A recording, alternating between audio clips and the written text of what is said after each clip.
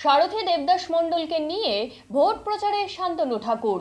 বনগাঁ বিজেপির লোকসভা প্রার্থী শান্তনু ঠাকুর, তারই সমর্থনে প্রায় 1000 বিজেপি কর্মী সমর্থকরা আজ বনগাঁ মতিগঞ্জ ঘড়ির মোড় থেকে বনগাঁ বিজেপি সাংগঠনিক জেলা সভাপতি দেবদাস মণ্ডল প্রার্থী শান্তনু ঠাকুরকে গাড়িতে বসিয়ে নিজে গাড়ি চালিয়ে র্যালির নেতৃত্ব দেন। মতিগঞ্জ মোড় হয়ে বনগাঁ বাগদা সড়ক হয়ে বাগদার উদ্দেশ্যে চলে যায় র্যালিটি। এই দিনের এই র্যালি সম্পর্কে শান্তনু ঠাকুর বলেন, আজকের এই ভোট প্রচারের র্যালিতে প্রচুর মানুষের সমর্থন পাচ্ছি। বনগাঁ লোকসভায় জেতার ক্ষেত্রে 100% আশাবাদী আমরা। আগামীতে আবারও এই লোকসভায় বিজেপি দখলে থাকবে।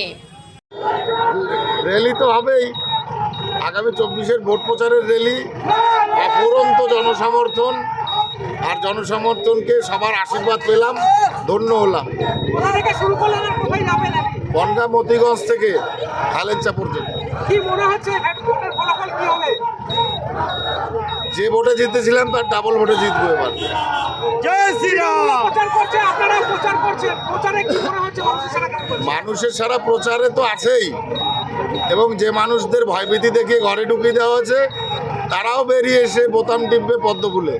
এখনো পর্যন্ত বাম কংগ্রেসরা প্রার্থী দিতে পারেনি। ওরা দিতেও পারবে না আমার মনে হচ্ছে।